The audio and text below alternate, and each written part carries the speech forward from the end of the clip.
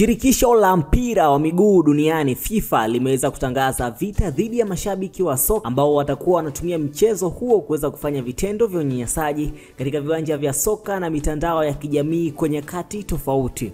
Miongoni mwa hatua ambazo FIFA itazichukua ni kuzuia wasishiriki matukio ya mechi tofauti za soka, na shirikisho hilo linatekeleza hilo kupitia huduma ya ulinzi wa mitandao ya kijamii SMPS. Tangu mwanzoni mwa mwaka huu, watu 11 wameripotiwa na mamlaka za kimataifa za kusimamia sheria nchini Argentina, Brazil, Ufaransa, Poland, Spain, Uingereza na Marekani kufuatia unyanyasaji wakati wa mashindano ya FIFA. Na kesi moja iliwasilishwa kwa Interpol.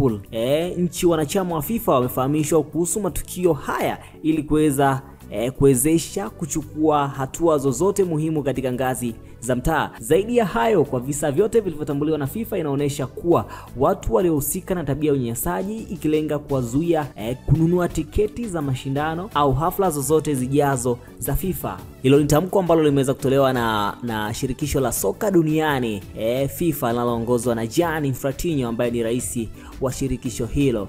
Kuna maoni tofauti.